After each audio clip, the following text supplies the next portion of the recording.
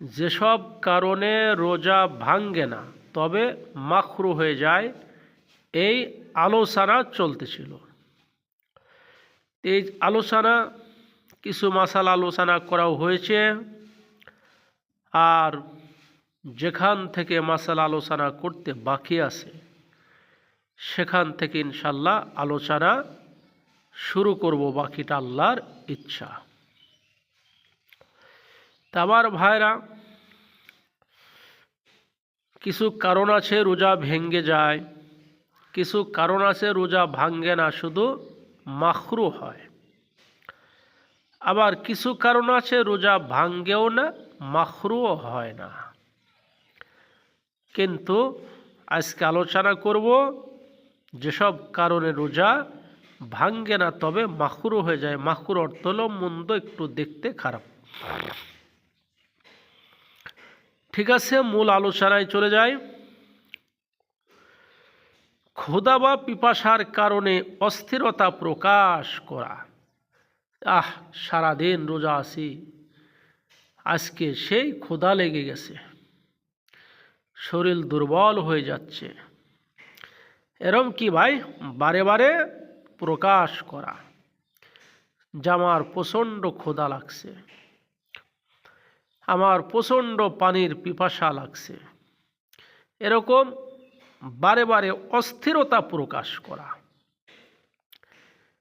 কি ভাই, পিপাসা তো অবশ্যই লাগে, ক্ষুধা অবশ্যই লাগে। সারাদিন রোজা রাখলে ক্ষুধাও লাগে, পানির পিপাসাও লাগে। তাই ক্ষুধা অথবা পিপাসার কারণে অস্থিরতা বারবার প্রকাশ করা। যদি এরকম প্রকাশ করে যে আজকে অস্থির লাগতেছে, পানির পিপাসা লাগছে, খিদা লাগছে, তাহলে রোজা ভাঙবে না, মাকরুও হবে না। আরেকটি মাসালা, মুখে অধিক পরিমাণ থুতু একত্রিত করে গিলে ফেলা। আমরা ছোটকালে বারে বারে থুতু ফেলতাম, যে থুতু গিলা যাবে না, রোজা ভেঙ্গে যাবে। তা মুরব্বীরা বলতেন, বাপ মা বলতেন যে থুতু গিলে ফেললে রোজা ভাঙ্গে না। তা আমরা বিশ্বাস করতাম না।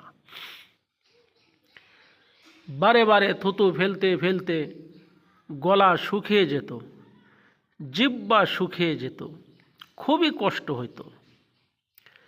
তা আমার ভাই খুব ছোটকাল থেকেই আমার রোজা রাখার অভ্যাস। নিষেধ করতেন বাড়ি থেকে, তারপরেও আমি ফিরে নাই। তবে মাশাআল্লাহ, আলহামদুলিল্লাহ, আমারও ছেলে মেয়ে তারা রোজা থাকার জন্য খুবই আগ্রহী। তারাই শবে বরাতে রোজা করেছে।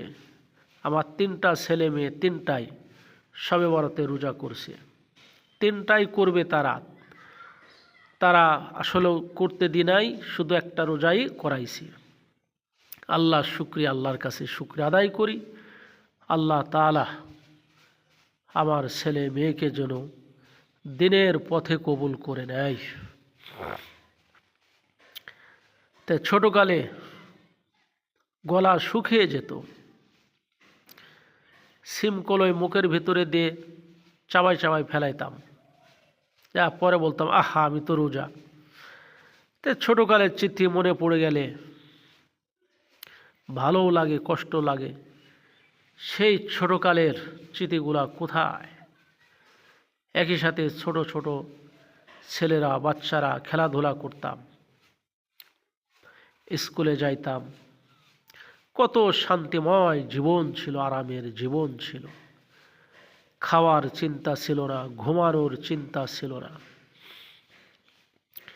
টাকা পয়সার কোনো চিন্তা ছিল না, সংসারের কোনো চিন্তা ছিল না। কত সুখের জীবনটা ছিল সেই সময়। বড় হলাম, বিয়ে শাদী করলাম, কর্মের ভিতরে ঢুকলাম, এখন সংসারের চিন্তা, ছেলে মেয়ের চিন্তা, স্ত্রীর চিন্তা। যতই টাকা পয়সা কামাই করি, অর্থ কামাই করি, কিন্তু দিলে এখন আর শান্তি নাই। শিশুকালের দিন, শিশুকালের শান্তি আর ফিরে আসবে না। এখন শুধু দিন যাবে আর অশান্তি আসবে। কোমরে ব্যথা করবে, মাজায় ব্যথা করবে, বুকে ব্যথা করবে, হাত পায়ে বল থাকবে না, চোখের পাওয়ার কমে যাবে, কানে কম শুনবে, অশান্তি, শুধু এখন আর অশান্তি আসবে। তা আলহামদুলিল্লাহ ভাই, আল্লাহর শুকরিয়া, আল্লাহ আমাদের সকলকে এই পর্যন্ত হায়াত দান করিয়াছেন, এজন্য আল্লাহ তাআলার শুকরিয়া আদায় করি আলহামদুলিল্লাহ। তা মাসালাটা বলতেছিলাম, মুখে অধিক পরিমাণ থুতু একত্রিত করে গিলে ফেলা। 5 মিনিট 10 মিনিট থুতু কী করছে, মুখের ভিতরেই আছে, ফেলাই নাই, কিন্তু অনেক হয়ে গেছে, মুখের ভিতর থেকে থুতু গিলে ফেলাইছে, তাহলে রোজা ভাঙবে না, মাখরু হয়ে যায়। তাহলে রোজা কি হবে ভাই? মাখরু হয়ে যাবে। মুখে অধিক পরিমাণ থুতু একত্রিত করে গিলে ফেললে তাহলে রোজা মাখরু হয়ে যাবে। আপনি থুতু অল্প অল্প করে গিলেন, তাতে রোজা মাখরু হবে না, রোজা ভাঙবেও না। কিন্তু আপনি মুখ ভরে ফেলাইছেন থুতু জমা করে, কিন্তু গিলছেন, তাহলে রোজা ভেঙে যাবে, রোজা ভাঙবে না, রোজা মাখরু হয়ে যাবে। মুখে অধিক পরিমাণ থুতু একত্রিত করে গিলে ফেলা মানে, তাহলে যদি এইভাবে গিলে তাহলে রোজা মাখরু হয়ে যায়, রোজা মাখরু হবে। আরেকটি মাসালা, নিজের ওপর নিয়ন্ত্রণ থাকবে না, নিজে কি ঠিক থাকতে পারবে না, এরূপ মনে হওয়া সত্ত্বেও স্ত্রীকে চুম্বন করা বা আলিঙ্গন করা। আমি নিজেকে কন্ট্রোল করতে পারবো না, আমি নিজেকে স্থির রাখতে পারবো না, কিন্তু এই অবস্থায় আমি স্ত্রীকে চুম্বন করেছি, আলিঙ্গন করেছি। নিজের ওপর নিয়ন্ত্রণের আস্থা থাকলে ক্ষতি নেই। যে আমি যদি জানি যে আমি কন্ট্রোল রাখতে পারবো, স্থির রাখতে পারবো, তাহলে যদি স্ত্রীকে চুম্বন দেয় আর আলিঙ্গন করে তাহলে ক্ষতি নাই, রোজা মাখরু হবে না, ভাঙবেও না। আর নিজেকে কন্ট্রোল যদি না করতে পারে, কন্ট্রোল যদি না রাখতে পারে, অবস্থায় যদি আলিঙ্গন করে, তাহলে চুম্বন করে, তবে যুবকদের এহেন অবস্থা থেকে দূরে থাকাই শ্রেয়। কিন্তু যুবকরা কন্ট্রোল রাখতেও যদি পারে, তারপরেও যুবকরা এরকম কাজ করবে না। আর রোজা অবস্থায় স্ত্রীর ঠোঁট মুখে নেওয়া সর্ব অবস্থায় মাখরু। রোজা রেখে যে কোনো সময় স্ত্রীর ঠোঁট যদি স্বামীতে মুখে নেয়, তাহলে এটা কি সর্ব অবস্থায় মাখরু হবে। তা আসলেও এটা খুব মারাত্মক। আমরা এটা আসলে কন্ট্রোল নিজেকে রাখতে পারলেও আমরা এটা করব না। বাইসেন্সের লাইসেন্স নাই একটা কথা বলি আমরা, তা আমরা এটা বেঁচে থাকবো। দেখা যাচ্ছে ইনকেস রোজাটা নষ্ট হয়ে যাইতে পারে। আরেকটি মাসালা, নিজের মুখ দিয়ে চিবিয়ে কোনো বস্তু শিশুর মুখে দেওয়া, তবে অন্য পায় অবস্থায় এরূপ করলে অসুবিধা নেই। নিজের মুখ দিয়ে চিবিয়ে কোনো বস্তু শিশুর মুখে দিল, মনে করেন আমরা গ্যান্ডারি কুশির বাচ্চাকে দিছি, বাচ্চা চলতে পারতেছে না, চিবাতে পারতেছে না, কিন্তু আমরা কি করলাম, চিবাই বাচ্চার মুখে দিলাম, কোনো খাদ্য গোশত চিবিয়ে বাচ্চার মুখে দিলাম, তাহলে কিন্তু মাকরু হবে। কিন্তু এছাড়া কোনো উপায় নাই, শিশুর মুখে না দিলে শিশু দেখাচ্ছে খোদায় কাতর হয়ে পড়ছে, কোনো উপায় নাই, তাহলে কোনো সমস্যা নাই। তাহলে আমরা বুঝতে পারলাম, নিজের মুখ দিয়ে চিবিয়ে কোনো বস্তু শিশুর মুখে দেওয়া এটা হলো মাকরু।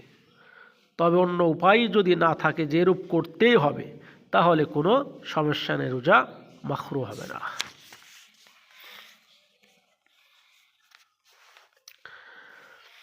আরেকটি মাসালা, পায়খানা রাস্তা পানির দ্বারা এত বেশি ধৌত করা যে ভেতরে পানি পচে যাওয়া পায়খানা রাস্তা পানির দ্বারা এত বেশি ধৌত করা যে ভিতরে পানি পচে যাওয়ার সন্দেহ হয়, এরূপ করা মাকরু, এরকম করা যাবে না।